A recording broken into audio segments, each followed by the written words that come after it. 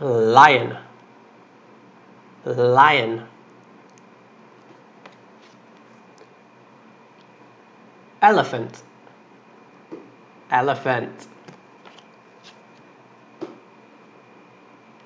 Panda. Be strong.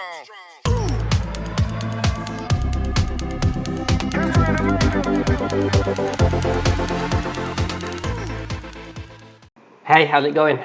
Ben here again, and I wanted to talk today a little bit about why I'm going back to school.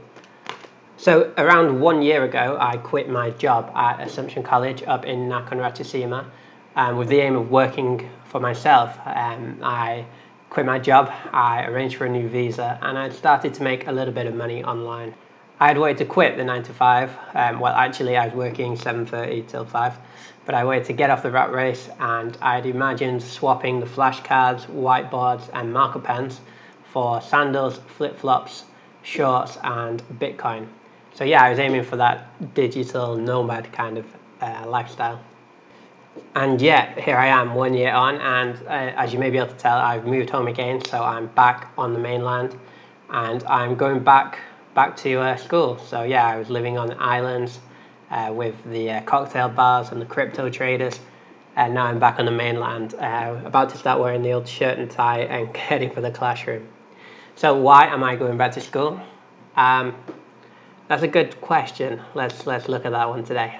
The main reason I'm going back to working in a school is for the salary. So at my previous employment at the school up in Khorat, I was making around 33,000 Thai baht, which is roughly $1,000 per month. On top of that, I was also making between 6,000 or 8,000 baht per month as like a bonus for some special classes I was teaching. So yeah, roughly I was which is around, let's say $200 for the special class. So yeah, as you can see, I was making around $1,200 per month. I quit that job with the belief that I would be able to make almost the same amount working online. So I was aiming to make 30,000 baht, which is about $1,000 per month. And I thought I could do that when I quit my job. So yeah, I was taking quite a big hit, in the sense I was aiming to make less money than I had been working at the school, but I thought I'd still be able to live quite comfortably. In reality, I was making around 20 to 25,000 baht per month, which is around 600 to 800 US dollars. And that is enough to live, but to be honest, I was only really breaking even while I was working online. The job I'm about to start next month has a salary of 37,500 Thai baht, and yeah, that'll come as great comfort for me, especially with the extra financial squeeze that's come with COVID. My next reason for going back to the classroom is for the visa fees. So, and again, a financially motivated reason, I guess. It's standard practice for your employer, your school or your agency to cover the cost of your visa when you're working in a Thai school. When you're working for yourself or living here for other reasons, then usually you'll be paying for the visa fees yourself. So the required visa for working as an English teacher is the non-immigrant B visa here in Thailand. So yeah, this visa is a year-long visa unless you're contracted to work for a shorter length of time, in which case your visa will be the same length as your contract. So yeah, the maximum is 1 year. There is a 90-day reporting required once you're on this visa, but you do not have any fees to pay when you do this. So you do have to go to immigration every 90 days, but you're paying no fees. It's a 10-minute job just to prove you're still living in the area. And once you're on this visa, you can also then apply for the work permit, which is required. If you're teaching English, you need the visa and the work permit. And with the non-immigrant B visa, you can apply for the work permit, or your school can on your behalf. Do not work for a school or agency who aren't going to provide you with the correct visa and work permit, because the penalties for not having the correct documents are fines, jail time and deportation. So yeah, you don't want to be doing that. You don't want to be working on the wrong visa or working without a work permit. Also, if your school or agency isn't going to cover the cost of the visa and the work permit, I would definitely start to I'd definitely start to look for different options if you can, if that's available to you, because covering the cost of the visa and the work permit is pretty standard and fair practice here in Thailand. But as you can see, if you're with an agency or a school and they're covering the visa fees for you, you can get the visa for a year and it won't come at any extra cost for you. Let's compare this to a different longer term visa option you may have in Thailand. So let's take the student visa, for example. So the cost of the student visa is 2,000 baht, around $60 to get the initial visa. Then you have to report every 90 days, and that's a further 2,000 baht each time you go to immigration to report on those 90 days, because you have to renew the entire visa on this student visa. And you can do that for a maximum of 1 year. So that would be a cost of around 8,000 baht, if my maths is correct. So that's, around $200, I think, in terms of the 1 year for the visa fees alone. But we must also consider the cost of the tuition fee. So if you're doing a student visa, you will have to be enrolled at a licensed school or place of education. And though the tuition for your, let's take the Thai language classes, for example, so that's one of the most popular options for people studying here in Thailand, as you can imagine. You can study Thai. You'll be studying Thai probably twice a week for around 4 hours. That's standard practice. And for a year of tuition, you'll probably be looking at around 40,000 Thai baht.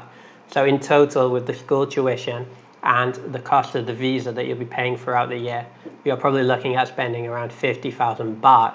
And let me just check, 50,000 baht. Yeah, that's around $1,500 per year if you wanted to study on a student visa. Another advantage of the working visa or the non-immigrant B visa over the education visa is that you can renew it automatically. The working visa, the non-immigrant B visa, you can renew it automatically as long as the school offers you another contract at the end of the year. You don't need to leave the country. With the education visa, by law, you can only stay in the country for that 1 year, and that's the length of the visa. So you would have to leave, maybe apply for a different school, maybe move to a different region if you wanted to continue your Thai studying in Thailand, which is a shame. It's worth pointing out that you don't need to study Thai. You can study English if you're a non-native English speaker. You can come to Thailand to study English and get an education visa for a year. You can also study Muay Thai. You can study Thai boxing in certain places. So yeah, it is a really cool option, the education visa. And don't get me wrong, I'm not knocking the education visa, and studying Thai, although it may be a little bit expensive, is immensely valuable if you are planning to live in the country, as you can imagine. If you're planning to stay a long time, you probably should take the time to study Thai. But yeah, so that's a more expensive option though, as you can see. So compared to the education visa, if you're on a non-immigrant B visa and working at a school, the visa fees are significantly less. My next reason for moving back to the school is the work permit. So if you're working at a school here in Thailand as an English teacher, you're required by law to apply and possess a work permit. The school or agency will do this on your behalf. They'll apply for the work permit for you, and they should also cover the cost of the work permit. So yeah, you have to have a work permit to be able to work in the country of Thailand legally. If you wanted to get a work permit and you're self-employed, it can be very difficult and very expensive. So it's my understanding that if you're self-employed working in Thailand, to get a work permit, you would have to take a sponsored work permit. And those cost, well, according to my inquiries, I found that they cost around 10,000 baht per month to get one of these sponsored work permits, which would then allow you to work for yourself. So that's around $200 per month, so quite high. Also, if you wanted to go get a work permit through a business visa, so maybe you have a business in Thailand, which lots of people do, to get yourself a work permit or to have yourself eligible to apply for a work permit through your business, which is possible, you have to employ 4 Thai nationals. So your business must employ full-time 4 Thai nationals, so 4 Thai people working for you or for your business. full-time, and you must pay them a minimum, the minimum wage at least, which would be around 10,000 baht per month each, and then you would be able to apply for a work permit through your business, whereas if you're working at a school, you get one for free. Aside from the obvious benefits of having a work permit, being legally able to work in the Kingdom of Thailand, there are also some other smaller benefits of having a work permit. Some banks require you to have a work permit to open a bank account or apply for finance. Sometimes you're required to have a work permit to legally own or to get your name in the registration of a vehicle, and so on. So a work permit does have a few other smaller benefits as well. So I wanted to end on a positive note, and my final reason for going back to a school in Thailand is for the friendship or the community. So for those of you who don't know, that moving to a school and starting work as an English teacher will throw you into a small, tight-knit group of native English speakers.